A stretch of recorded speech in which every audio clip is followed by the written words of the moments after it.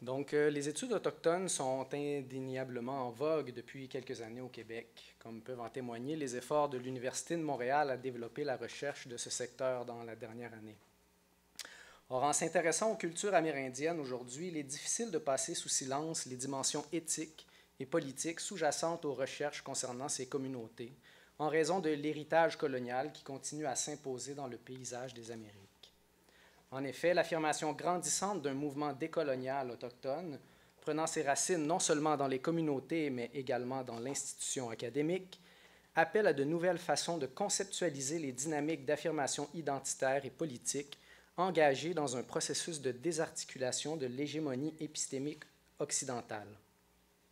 Dans cet ordre d'idées, je me propose ici de présenter principalement deux courants de pensée actuels pour tenter de cerner en partie les manifestations discursives de ces dynamiques, les études décoloniales latino-américaines et le récent tournant ontologique de l'anthropologie. D'abord, ce que je nomme études décoloniales n'est pas un champ d'études comme tel, mais caractérise davantage un tournant théorique partagé par un groupe de chercheurs plus ou moins liés entre eux, s'efforçant de rendre compte de l'expérience coloniale et de ses enjeux postcoloniaux en Amérique latine principalement. Ce groupe s'est entre autres développé à partir du concept de colonialité du pouvoir introduit par le sociologue péruvien Aníbal Quijano en collaboration avec Immanuel Wallerstein, qui désigne les structures coloniales imposées qui perdurent au-delà de l'espace-temps du colonialisme et qui se matérialisent à travers un modèle de domination économique par l'appropriation de la terre, l'exploitation de la main-d'œuvre et le contrôle des finances. 2. Sociopolitique par l'instauration d'une autorité institutionnelle contrôlant les populations colonisées. 3. Hétéronormatif et patriarcal de contrôle du genre et de la sexualité. 4. Épistémique et subjectif à travers un contrôle sur la production et la légitimation de la connaissance et de la subjectivité. Autrement dit, bien que les empires coloniaux aient cessé d'exister de manière formelle, leurs structures, elles, se sont perpétuées et marginalisent de grands secteurs de la population, tant au niveau socio-économique qu'épistémologique et subjectif. On peut donc parler non seulement de colonialité du pouvoir, mais également de colonialité du savoir et de l'être, toutes basées sur la différence coloniale. Cette colonialité, de fait, en vient à former un élément constitutif du monde moderne, comme la deuxième face d'une seule pièce de monnaie. De là, l'emploi régulier du terme « modernité/colonialité » pour décrire les tenants de ce courant théorique. Dans cette ligne de pensée, la colonialité s'est entre autres concrétisée à travers une double tangente affectant directement les symboles et productions culturelles autochtones. D'un côté, par leur assujettissement à des cultures nationales institutionnalisées à partir des langues européennes, méprisant du coup les langues et cosmovisions autres, et d'un autre côté par l'instrumentalisation des cultures précolombiennes dans un processus de construction identitaire, invisibilisant en partie les cultures autochtones vivantes. Bien que ces constatations aient été émises afin de représenter la situation latino-américaine, qui à bien des égards est traversée de manière beaucoup plus évidente par la colonialité en raison de sa situation tiers-mondiste, elles ne sont pas moins pertinentes pour penser la situation nord-américaine. Dans cette perspective, la situation actuelle des peuples autochtones, bien que répondant à des contextes historiques et politiques différents, est assez similaire dans toutes les régions des Amériques lorsqu'on pense à la colonialité. Ainsi, cet état de lieu mène non pas à constater une victimisation des peuples autochtones, mais plutôt au contraire à relever une certaine mobilisation épistémique menant à différentes stratégies de décolonisation, et parmi les concepts développés par ce courant théorique, celui de pensée frontalière, se concrétisant en gnosis frontalière, pensée autre et langue autre, me semble se démarquer comme outil pour comprendre les mouvements actuels de décolonisation et leur représentation discursive. La pensée frontalière, comme je viens de l'évoquer, n'implique pas une négation de la modernité et colonialité, qui somme toute ne peut qu'être constatée. Au contraire, la pensée frontalière assume la modernité et colonialité, mais se positionne depuis la différence coloniale pour la critiquer. En d'autres termes, elle cherche à montrer l'existence de différents modes de pensée, de différentes épistémologies, qui qui peuvent coexister dans un même espace et dans un même sujet, et du même coup à critiquer et désarticuler le discours hégémonique universalisant occidental. Walter Mignolo, en ce sens, affirme que l'on peut considérer deux types de pensée frontalière, l'une qui s'exerce depuis l'intérieur même de la modernité et qui s'emploie à critiquer son fonctionnement et ses écueils, comme le marxisme par exemple, et une autre qui s'exerce depuis le locus de la différence coloniale. Il qualifie la première de pensée frontalière faible et la deuxième de pensée frontalière forte, et, selon lui, seule la deuxième est une véritable option décoloniale. Pour que cette option décoloniale se mette en branle, elle doit passer par ce qu'il nomme la gnosis frontalière, c'est-à-dire une conscience du sujet, de son locus frontalier, à la limite entre l'intérieur et l'extérieur de la modernité, ayant la possibilité de déployer une épistémologie critique envers l'hégémonie occidentale, sans non plus la nier. Ainsi, cette conscience frontalière peut se concrétiser par l'expression d'une pensée et de langue autres, mettant l'accent sur ce que la colonialité a tenté de taire, c'est-à-dire, dans le cas qui nous occupe ici, les manières autres de voir, comprendre et connaître le monde et les êtres qui le composent, cultivés par les peuples autochtones. Dans cet ordre d'idées, ces manières de voir, comprendre et connaître le monde et les êtres qui le composent me paraissent se manifester, entre autres, à travers la notion d'ontologie, telle que l'a définie l'anthropologue Mario Blazer. Se tenant du récent tournant ontologique en anthropologie, affirme que l'ontologie concerne, dans un premier temps, les manières de concevoir les différentes catégories d'êtres et leurs relations, et dans un deuxième temps, les réseaux de pratiques et d'interactions des humains autant que des non-humains. Blazer s'inspire dans cette deuxième facette de l'ontologie qu'il définit de la théorie de l'acteur-réseau, dont l'un des représentants les plus importants, le sociologue et philosophe Bruno Latour, met en opposition deux types de sociologie. Une sociologie du social, fondée sur l'opposition société-nature, comme agrégat bien défini, circonscrit à des corps politiques bien définis et des entités sociales bien calibrées, et une sociologie des associations, fondée sur l'idée de collectif, mettant en jeu des entités de tout type, pas uniquement sociales. Dans cette lignée, Philippe Descola expose les différents types de relations qu'il est possible d'entretenir avec les composantes du monde selon le point de vue ontologique que l'on adopte, animisme, totémisme, naturalisme et analogisme. Selon son explication, les sociétés occidentales ont développé une ontologie naturaliste, séparant la société et la nature et mettant de ce fait les sociétés dans une position dominante par rapport à la nature.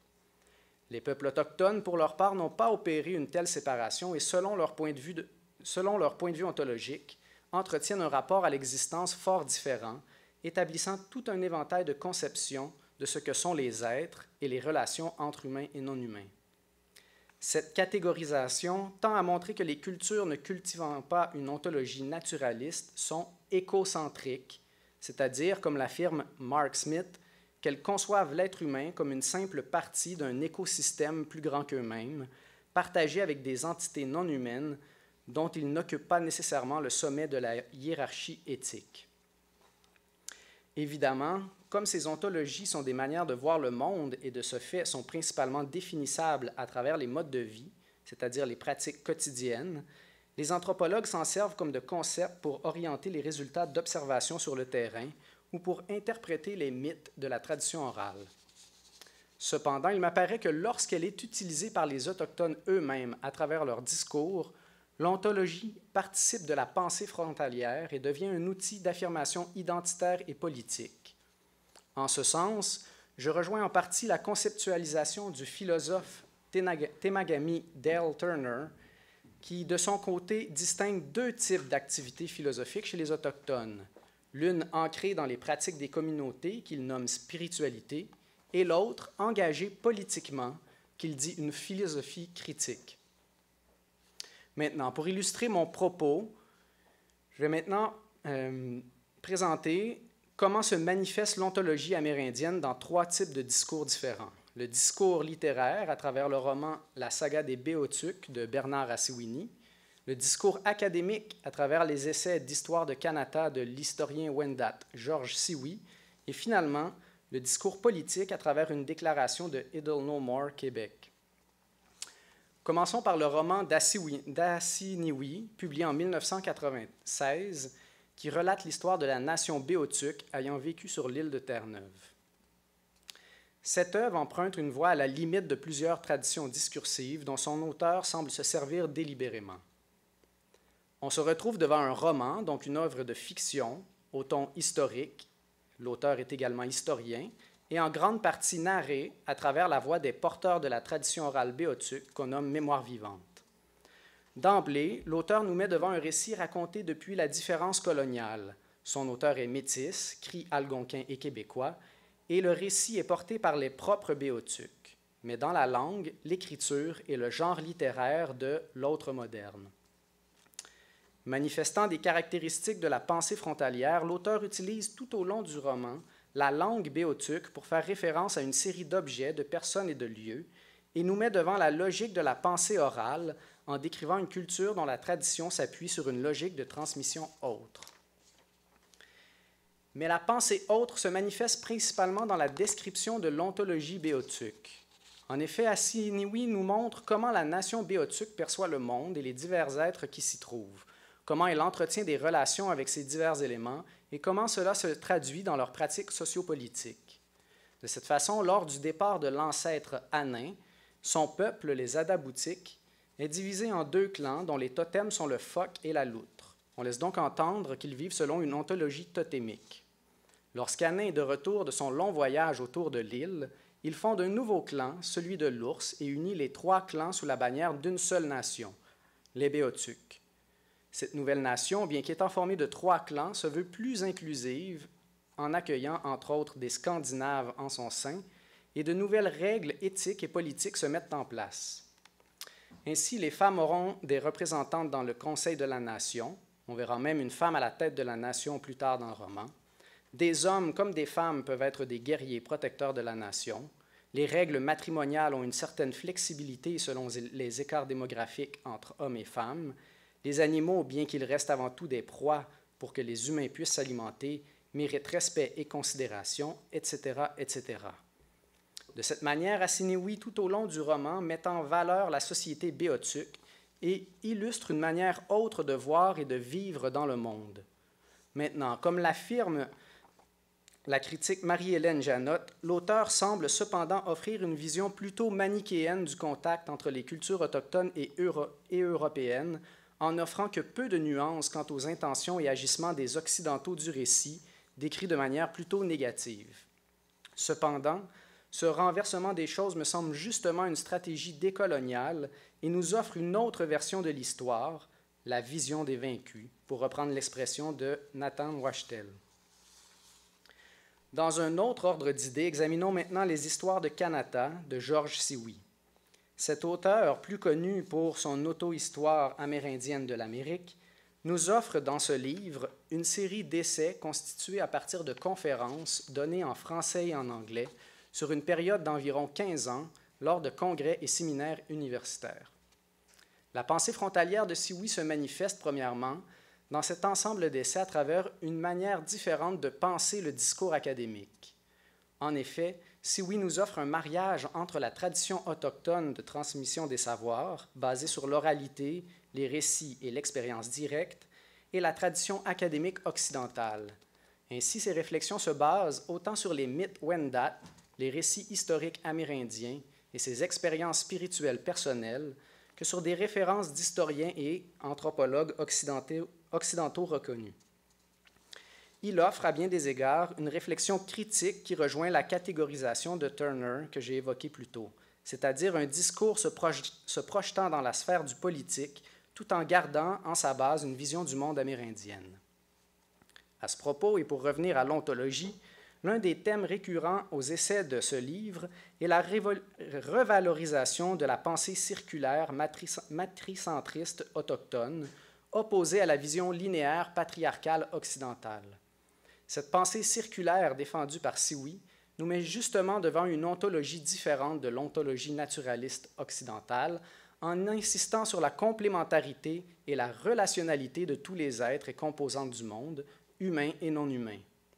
Sioui nous dit, par exemple, « Life is the vibrant, pulsating expression of the great circle of relationship linking all beings together, material and immaterial. » Il ajoute dans un autre essai, « Deux pensées sont en présence, l'une inconsciente ou au mieux indifférente à situer l'humain à l'intérieur de la nature, et l'autre dont la conscience d'être doit consister en la connaissance sans cesse renouvelée de la place de l'humain dans le cercle sacré des relations vivantes entre tous les êtres. » Dans la logique des rapports coloniaux, donc patriarcaux et linéaires, perpétués dans la soi-disant ère postcoloniale, il n'y a pas de possibilité de communication bilatérale, donc de coexistence. En contrepartie, les sociétés d'accueil à pensée circulaire matricentriste n'ont jamais eu d'autre réflexe culturel que celui de reconnaître ceux qui vinrent entrer en collision avec elles comme les humains, qui possédaient des dons, des connaissances et des potentialités susceptibles d'aider à élaborer une existence commune, plus diversifiée, plus riche et plus intéressante. Fin de la citation. On comprend donc que pour Sioui, cette ontologie du cercle sacré n'est pas qu'une manière de se projeter dans le monde de façon symbolique, mais implique une dimension éthique et politique certaine qui devrait se traduire par des actes tant individuels que collectifs pour harmoniser le vivre ensemble. Pour terminer, observons le discours résolument politique intitulé « Charte des valeurs québécoises, Idle No More, Québec dénonce les mesures colonialistes du gouvernement marois ». C'est un communiqué, ce discours a été diffusé par la branche québécoise du mouvement Idle No More le 12 septembre 2013. Ce mouvement, Idle No More, se positionne d'abord et avant tout dans l'échiquier politique canadien en luttant pour des changements dans la reconnaissance des traités concernant les territoires ancestraux. Sous-jacent à cette lutte politique, le lien à la terre ou mère-terre des peuples autochtones est implicitement revendiqué et donc une ontologie non moderne évoquée. Dans cette lignée, un discours comme celui mentionné s'inscrit définitivement dans un processus de construction et d'affirmation identitaire tel que schématisé par l'anthropologue Claude Gélinas. C'est-à-dire que, face à des forces déstructurantes menaçant l'identité culturelle des Premières Nations, comme l'était le projet de charte sur les valeurs québécoises, on cherche à réancrer l'identité autochtone au sens large du terme. Ainsi, on fait référence à la tradition en parlant, je cite, des cérémonies, tentes de sudation, potlatch, danses, chants, signes religieux et spirituels, fin de citation, qui sont menacés et de, encore une fois en citant, faire respecter nos droits ancestraux et mettre de l'avant notre spiritualité par ces cérémonies, danses et chants. Ça correspondrait à ce qu'on voit ici, donc un ancrage diachronique dans la tradition. On met de l'avant un certain essentialisme en laissant entendre que cette tradition est commune à toutes les Premières Nations québécoises et on établit une frontière apparente entre le « nous, les Premières Nations » et « vous, le reste des Québécois ». Cependant, cet ancrage identitaire cherche à montrer une ouverture à l'autre basée sur les valeurs autochtones liées au cercle de la vie. Je cite, « Cette charte se veut une représentation des meilleures valeurs de la société québécoise en omettant pourtant les valeurs d'accueil, de respect et de générosité mises en œuvre par les premiers peuples et dont les premiers colons ont bénéficié. Ainsi, plutôt que d'exprimer un rejet de la société québécoise, ce discours s'oppose à un projet politique concret du gouvernement qui affirme une suite néocolonialiste d'un passé d'assimilation encore frais au cœur des Premières Nations, en réaffirmant une identité ancrée dans la tradition et des valeurs d'inclusivité. Et je cite encore, « Cette charte ne reflète pas les valeurs d'inclusion des peuples autochtones et nous encourageons le gouvernement et les habitants du Québec à la rejeter. » En conclusion, ce que j'ai voulu montrer aujourd'hui, c'est que les premiers peuples sont plus que jamais engagés dans une lutte de décolonisation, car l'ensemble des nations des Amériques est aux prises avec les relents des structures coloniales du pouvoir et du savoir que l'on peut nommer colonialité. Face à cette colonialité et en suivant les idées des études décoloniales latino-américaines, l'un des outils conceptuels de la décolonialité est la pensée frontalière qui s'engage à travers l'expression de langues et de pensées autres depuis la différence coloniale à critiquer la modernité sans non plus la nier. Pour ma part, il me semble que l'ontologie telle que comprise en anthropologie est une façon adéquate et assez précise de caractériser les pensées autres et qu'au-delà des pratiques sociales propres aux premiers peuples, elle peut être engagée dans la décolonialité, et ce principalement à travers les discours. Ainsi, en examinant un roman, des écrits académiques et un discours de lutte politique produit par des membres des Premières Nations, nous avons pu voir que les ontologies non naturalistes autochtones évoquées dans ces écrits ne servent pas à une simple description des mœurs des Autochtones, mais sont bel et bien investies dans un processus de désarticulation de la colonialité du savoir. Dans cette perspective, il m'apparaît justifié de parler d'ontologie politique autochtone lorsqu'elles sont introduites dans des représentations discursives décoloniales. Merci. Votre sujet m'intéresse particulièrement parce que j'ai travaillé à Shefferville, dans la réserve de Matimekush-Lac John. Je travaillé 1 an, donc disons que je connais un petit peu les réalités des Amérindiens sur place. Et j'ai trouvé très intéressant votre présentation au début avec la colonialisation du pouvoir ou du savoir. La colonialité. Oui, j'ai eu l'impression que vous appliquez en fait cette théorie un peu plus à l'Amérique du Sud. C'était mon impression, oui. Et je me demande comment cette théorie s'applique aussi Canada, États-Unis et l'Australie, qui ont eu quand même une autre sorte de traitement des Amérindiens, ça veut dire le système des réserves, qui n'existe pas en Amérique du Sud.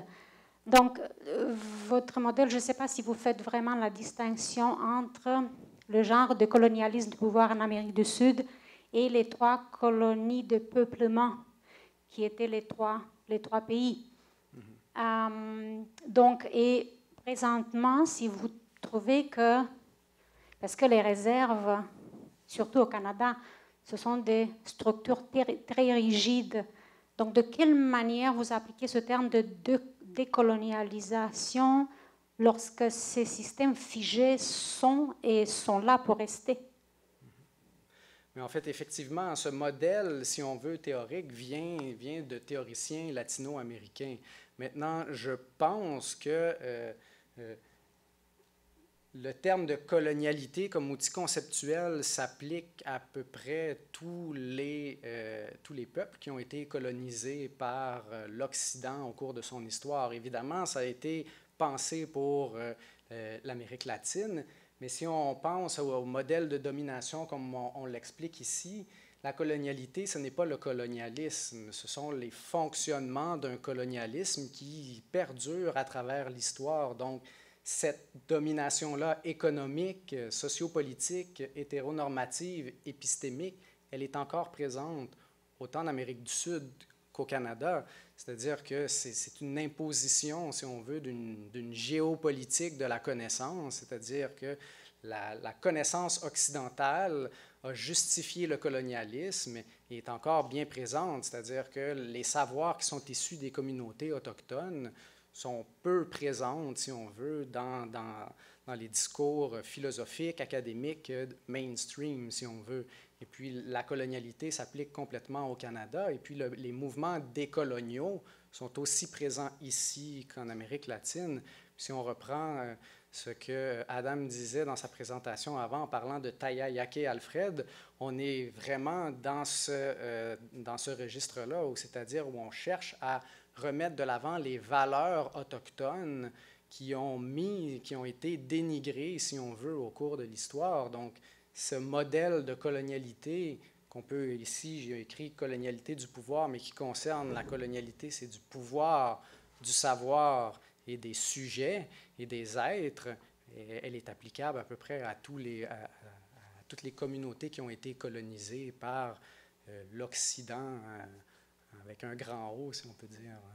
Maintenant, comment la décolonisation peut s'effectuer dans des communautés? Mais c'est justement ce que j'ai voulu montrer ici, c'est que cette décolonisation-là, ce n'est pas nécessairement une décolonisation sociopolitique en se sortant d'une réserve ou en changeant des structures de la politique, mais sinon, c'est en changeant des modèles de pensée et en revalorisant, si on veut, justement les pensées, les visions autochtones, donc les valeurs, comme le disait Adam en citant Tayayake Alfred, et moi, ce que je parle, c'est des ontologies. Donc, c'est de dire, nous avons une façon autre de voir le monde, et cette façon autre de voir le monde, elle nous est utile, mais elle peut être projetée dans la sphère du politique et elle peut servir justement pour changer les mentalités et changer éventuellement la politique.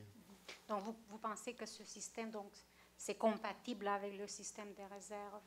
Bien, compatible avec le système des réserves, quand on parle de système de réserve, on parle d'un système de la politique, donc des choses très concrètes qui sont faites. Ici, c'est un modèle conceptuel qui est plus pour penser sur une décolonisation de la pensée, plus que sur une décolonisation politique, sociale, effective du jour au lendemain. Le système des réserves, il faut le repenser, et les Autochtones seraient les premiers à le dire. Donc, les Autochtones sont en lien avec leur territoire. C'est justement le lien avec le territoire, ce qui est perçu par le monde politique actuellement. On fait des revendications territoriales, c'est qu'on veut un lopin de terre, alors que les Autochtones ne sont pas attachés à une surface géographique, mais ont un attachement spirituel à la terre qui dépend d'une vision autre du monde. Et le système de réserve n'est pas compatible avec une vision de la terre comme celui-là. Donc, éventuellement, si on décolonise la pensée, le système de réserve ne fait plus de sens. Okay. Merci. Est-ce qu'il y a d'autres questions? Moi, j'aurais une curiosité. Comment vous placerez ça, donc cette idée du décolonialisme, de la pensée décoloniale en Europe? Comment est-ce qu'on pourrait tracer un parallèle en Europe, justement parce qu'on n'a pas eu ce genre de mouvement indigène en Europe? Comment est-ce qu'on peut le traduire là? Je pensais souvent, donc à chaque fois que je lis ce genre de texte, ça s'applique très bien ici, ça s'applique très bien à l'Amérique du Sud, mais est-ce qu'on pourrait traduire ça en termes européens, au contexte européen? Je ne le sais pas parce que les contextes sont tellement différents. Maintenant, ce cadre théorique-là est vraiment pensé dans l'optique de réfléchir sur la colonisation et ses répercussions sur la colonisation, donc sur ce que l'Amérique, lorsqu'elle a été, si on veut, recréée avec cette supposée découverte. Donc, quand on introduit une doctrine de la découverte, on découvre quelque chose qui existe déjà, en fait. C'est une fausse découverte, mais on la présente comme celle-là. Donc, comment on pense cette découverte-là et c'est quoi les impacts qu'elle a sur le territoire et les gens qui habitent le territoire. Donc, évidemment, il y a un impact aussi sur l'Europe parce que, comme un philosophe argentin, Enrique Dussel, le dit, il dit c'est le monde moderne naît avec la découverte de l'Amérique. Donc, l'Europe, pour ce qu'elle est dans son monde moderne, dépend de ce contact-là avec l'Amérique. Donc, évidemment, l'Europe va être très influencée par cette rencontre-là. Maintenant, ce cadre de colonialité est pensé pour les peuples colonisés, si on veut, et dans cette optique-là, plus précisément pour les peuples colonisés en Amérique. Maintenant, je pense que peut probablement se déplacer justement vers l'Australie ou même vers l'Asie, et ainsi de suite, quand on pense. Peut-être pas de manière... on ne peut pas le coller à une situation historique et politique qui est complètement différente des situations nord-américaines, mais j'ai de la difficulté, moi aussi, à me dire comment ça pourrait s'appliquer aux nations européennes. Maintenant, comme je l'ai brièvement énoncé, Walter Mignolo va dire, ben, il y a aussi une critique de la modernité qui vient de l'intérieur de la modernité. Et là, on n'est pas dans la pensée décoloniale, mais on est dans une pensée postmoderne, peut-être. Donc, donc, ce serait une critique de la modernité européenne par les propres modernes européens. Et donc, lui, il va distinguer les deux. Donc, il dit, même si la pensée décoloniale, qui lui appelle faible, c'est lui qui le dit. Donc, il dit, cette pensée frontalière-là, de l'intérieur de la modernité, pour lui, ce n'est pas une option décoloniale. Donc, ça n'aidera pas, si on veut, à désarticuler ces processus ou ce modèle de colonialité, du pouvoir, et ainsi de suite.